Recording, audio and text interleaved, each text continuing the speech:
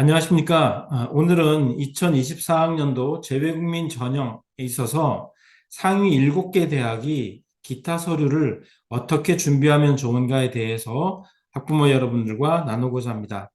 상위 7개 대학은 지금 보시는 것처럼 연대, 고대, 서강대, 이화여대, 성균관대, 한양대, 그리고 중앙대 이렇게 7개 대학입니다. 사실 이 7개 대학의 전형은 우리 서류 평가를 하는 대학으로서 학부모님들이 우리 자녀들을 보내고 싶은 대학이라고 볼 수 있겠죠. 그런데 2024학년도부터 교육부는 공정화 방안을 완성해서 실시하는 것으로 얘기했고요. 독서 활동이나 수상 경력 등의 비교과 활동은 평가하지 않는다고 공지한 바 있습니다. 근데 이것이 우리 재외국민 전형에도 동일하게 적용되는가에 대해서 고민이 좀 많았었는데 지금 현재 모집 요강에 나온 것으로 보면 연세대학교 정도만 교육부의 지침을 좀 따르는 것 같고요. 그럼 고려대학교는 조금, 그다음 나머지 대학은 아직까지는 거기에 대해서 따르지 않는 것으로 이렇게 보여집니다. 그래서 기타 서류와 관련된 부분들은 여러 가지 뭐 제출해도 되느냐, 제출하면 안 되느냐 여러 가지 얘기가 있긴 하지만 일단 두 가지 방법이 있다부터 시작하겠습니다. 첫 번째는 온라인으로 업로드하는 그런 방법이 있고 두 번째가 우편으로 제출하는 방법인데 온라인으로 업로드하는 경우는 주로 서류 평가하는 대학들이 이렇게 업로드를 하게 되어 있고요. 스캔을 할 때, 주어진 서류를 전부 스캔할 때 그 서류가 지원자의 서류임을 확인해주는 뭐 수험번호라든지 또는 이름 성명이라든지 이런 것들이 붙여진 상태에서 스캔을 하시면 좋겠고요. 영사 확인을 하는 것도 나중에 추후 합격하고 난 다음에 영사 확인을 하시는 게 더 도움이 될 거라고 보여집니다. 이 온라인 업로드를 할 때 가장 중요하게 참고하셔야 되는 부분이 바로 이 대학별로 각각의 서류의 파일 이름이 좀 다릅니다.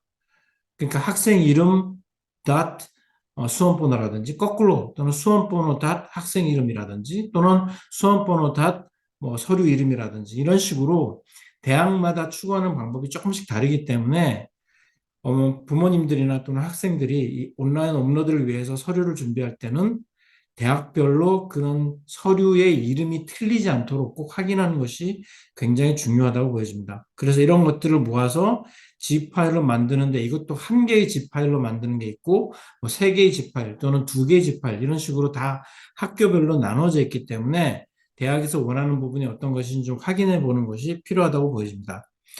두 번째, 우편으로 제출하는 경우에 있어서는 주로 지필이나 면접대학에서 이 경우로 우편을 제출을 요구하고 있는데 대부분이 이제 자격 요건과 관련된 그런 서류들을 제출하라라고 하는 게 일반적인 형태입니다.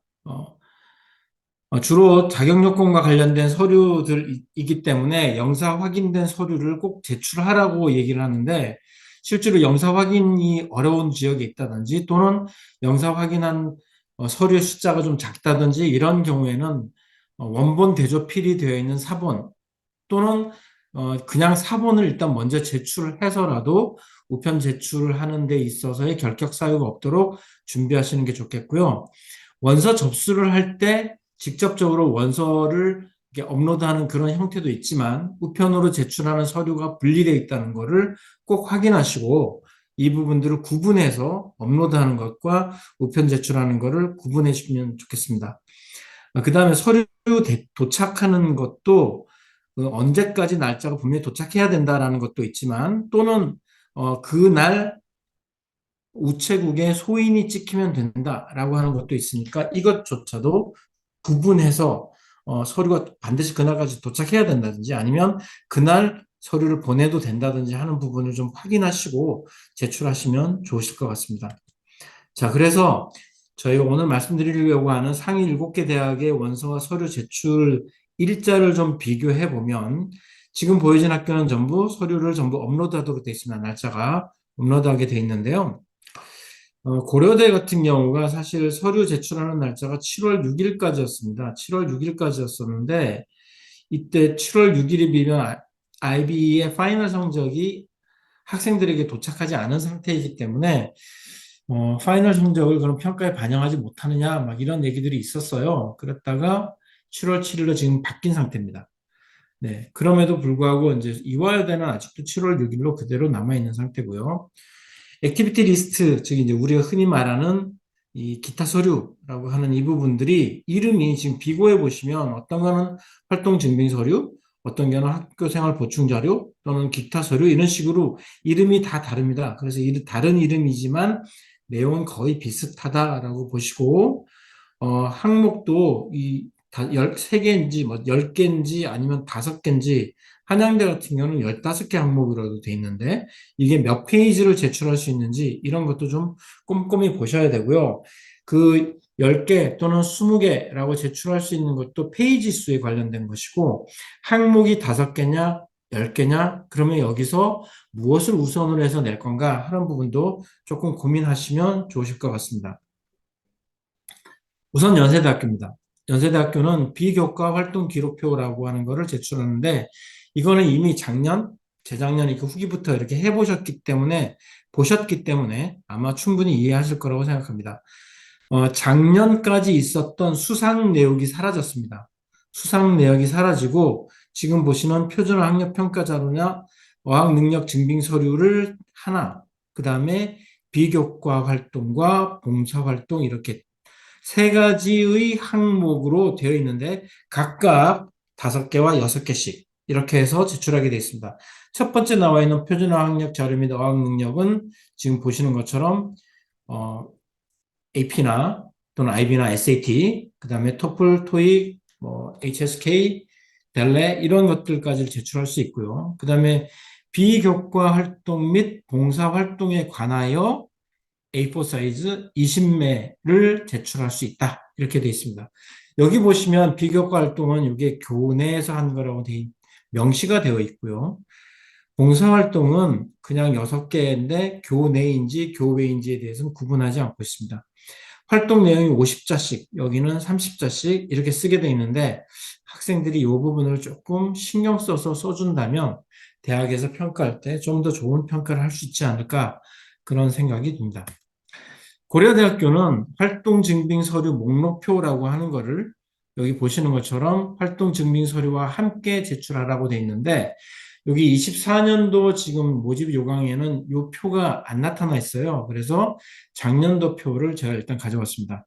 제출 매수는 최대 10개 항목에 20페이지인데 이런 식으로 생겼습니다. 그래서 공인 성적과 교내 수상과 교내 활동 중에서 선택해서 앞에 표기하도록 되어 있는 거죠. 잘 아시는 것처럼 고려대학교는 교외 수상이나 교외 활동은 쓸 수 없습니다. 그리고 서류명을 쓰게 돼 있고 이 서류에 대해서 뭔가 의견이라든지 설명이라든지 이런 걸 전혀 할 수 없도록 되어 있죠. 그러니까 객관적인 타이틀만 보겠다라고 하는 것을 이해할 수 있습니다.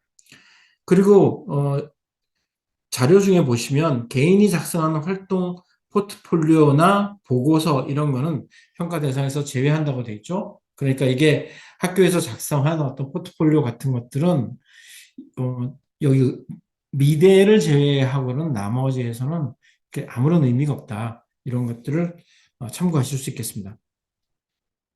서강대학교는 학교생활 보충자료라고 하는 이름으로 되어 있어요. 그리고 활동명이 있고요. 그다음 활동 내용이 있는데 여기 300자 이내라고 되어 있습니다. 이게 작년도에도 계속 이 문제가 있어가지고 자기소개서도 몇천 자씩 써야 되고 근데 이걸 또 300자씩 10개를 써야 되느냐 하는 그런 얘기가 있었지만 지금은 자기소개서가 폐지되어 버렸기 때문에 오히려 서강대학교의 이런 항목마다 300자를 쓰는 거는 자기소개서에 버금가는 아주 좋은 기회다. 그렇게 볼 수 있겠죠. 그러면 이제 활동마다 이렇게 쓸 수 있는데 사실 뭐 SAT나 토플이나 이런 거를 가지고 뭐 300자씩 쓸 수는 없을 거예요.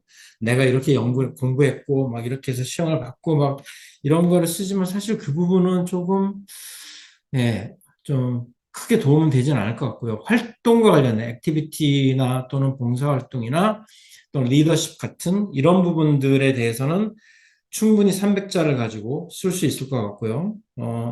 A4 용지 10매 이내로 증빙 자료를 제출해야 된다는 것도 참고하시면 좋겠습니다.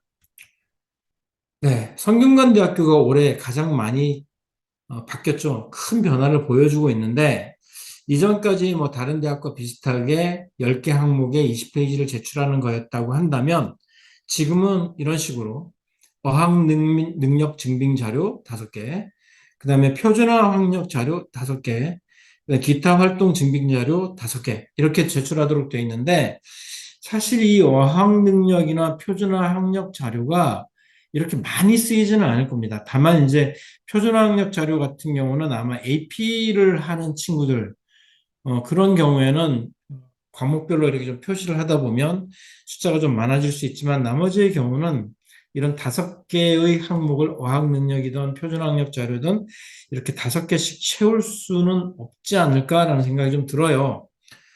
그래서 여기 보시면 어학 능력 증빙 자료나 표준화 학력 자료는 5개 항목이지만 열매의 제한을 둔다라고 되어 있는 거죠. 그 다음에 활동 증빙 자료도 5개인데 총 열매다. 근데 사실 요거를 다 합치면 이전에 이렇게 세분화시키지 않고 그냥 한 개의 서류에 10개 항목을 제출하는 거하고 똑같은 효과가 있다고 저는 보여집니다. 그래서 이렇게 세분화시켜 놓긴 했지만 큰 차이는 없지 않나라는 그런 생각이 좀 듭니다. 한양대학교입니다. 한양대학교는 15개까지로 지금 써 있는데요. 항목이 15개까지고 페이지는 30페이지입니다. 30페이지까지 낼 수 있습니다. 30페이지까지 낼 수 있어서 아마 서류 보는 학교 중에서는 가장 많은 서류를 제출할 수 있는 것 같아요. 그래서 여기 보면 서류 유형을 구분해라. 1번, 2번, 그 다음 활동 3번, 그 다음 기타 활동 4번 이런 식으로 다 해야 되는데 여기 교내, 교외 이런 구분이 없죠. 그러니까 결국 교내, 교외를 구분하고 있다는 것은 연대와 고대만 해당되는 사항이다 라고 알 수 있습니다. 네.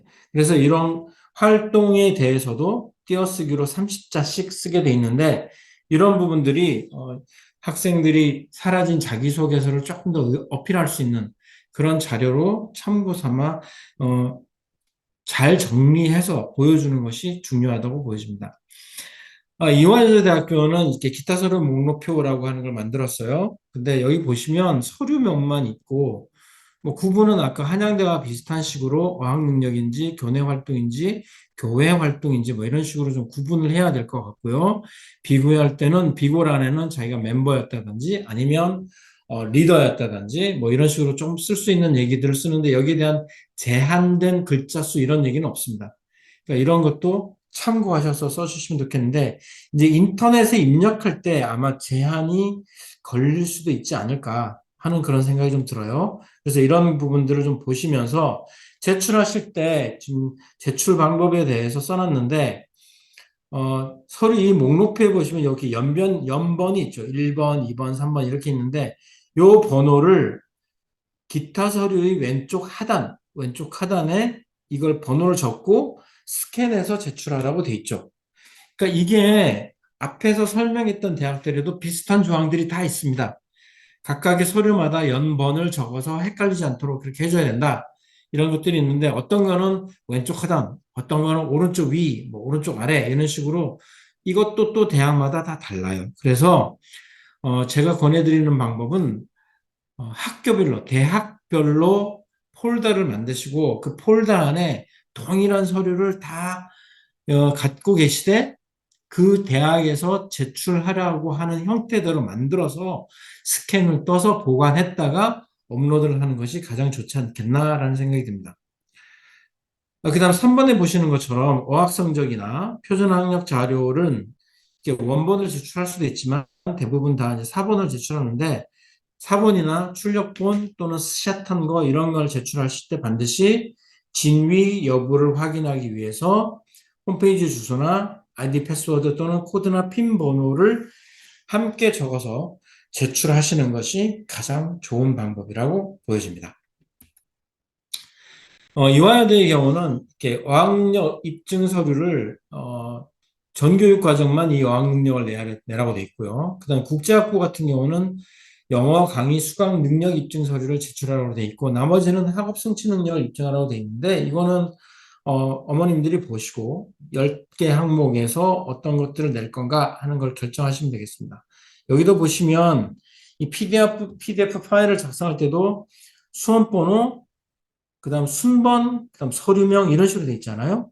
그러니까 아까 처음에 말씀드렸던 것처럼 대학별로 서류를 어떻게 만들 건가가 다 다릅니다. 그러니까 확인해 보시고 대학별로 서류에 이름을 붙이라고 하는 방법대로 붙여서 제출해 주시는 게 제일 좋고요.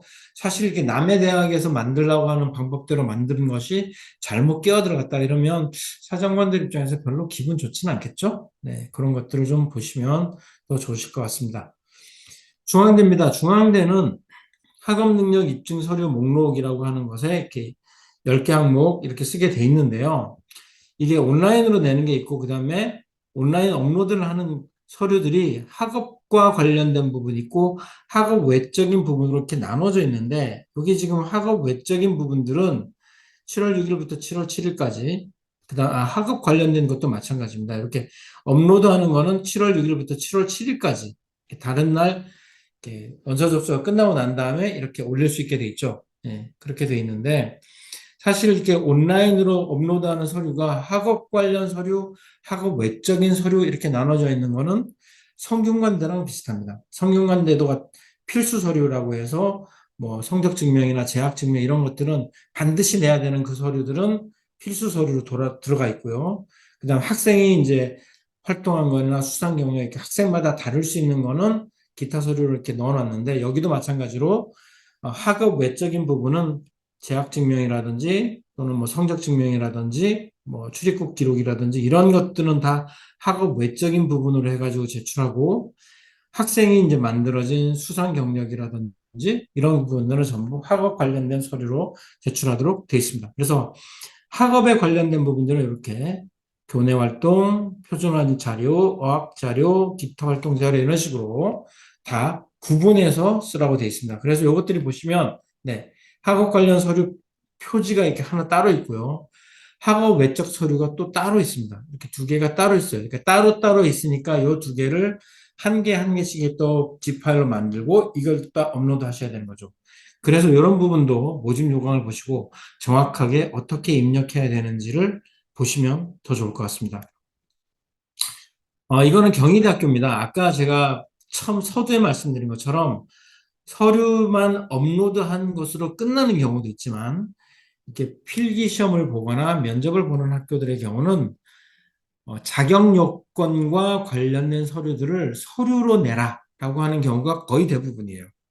그래서 지금 보시는 것처럼 경희대학교도 우편이나 방문 제출을 통해서 지원 자격 서류를 제출하라고 이렇게 돼 있죠. 그리고 발급 서류도 뭐 언제 이후로 내야 된다 뭐 이런 말도 돼 있고 그다음에 아포스티유나 영사 확인에 대한 얘기도 있지만 사실은 이제 사본을 많이 제출하기도 합니다. 그래서 이런 부분들이 유의사항들을 꼼꼼히 좀 살펴보셔야 되고요. 우편 제출할 때는 보시는 것처럼 캠퍼스 경희대 같은 경우는 서울로 지원했으면 서울 캠퍼스에도 내야 되고 국제 캠퍼스로 냈으면 또 국제 캠퍼스에다 직접 제출해야 되는데 주로 우편으로 이렇게 많이 하시죠. 여기 보시면 여기 있죠. 7월 6일 등기 소인까지 인정한다. 이 말은 뭐냐면 7월 6일 날 우리가 우체국에다 보내면서 거기서 도장을 꽝 받았다. 그러면 그 서류가 8일이든 9일이든 10일이든 11일이든 아무리 늦게 들어가도 인정이 된다라는 뜻이죠. 근데 어떤 학교의 경우는 그날까지 도착해야만 된다. 막 이런 학교가 가끔 있어서 네, 그런 경우는 어머님들이 만약 해외에서 보내는 경우라고 하시면 DHL로 보내든지 해서 언제까지 들어갈 수 있는지 이런 걸 꼭 보셔야지 가능할 건데 이렇게 급박하게 이렇게 마무리 짓지는 않는다는 거, 네, 그거는 조금 확인하시면 더 좋으실 것 같습니다. 네, 지금 이제 지금까지 말씀드린 것처럼 서류 제출에 관해서 경희대학교까지 살펴봤었는데요. 위에 쭉 보시면 어머님들께서 다시 한번 보시면서 학교별로 양식이 어떻게 되어 있는지 이런 부분들을 좀 보시면서 날짜 꼼꼼하게 좀 확인하시고 아이들에게 가장 중요한 그런 방법이 뭔지 그런 서류가 뭔지 그런 것들을 좀 체크하셔서 어머님들이 이렇게 제출하시면 가장 좋으실 것 같습니다. 교내, 교회 이거 연대, 고대 이거 확인하시면 좋겠고요. 서울대의 경우는 교내, 교회에 대한 구분이 없습니다.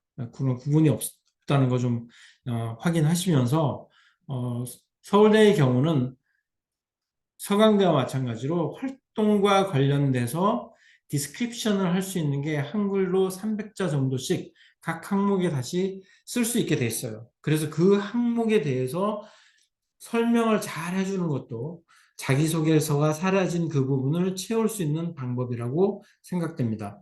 오늘은 3특에 대해서는 우선 말씀드렸지만 12특도 이와 비슷한 조건, 어쩌면 같은 조건이라고 보셔도 될 것 같습니다.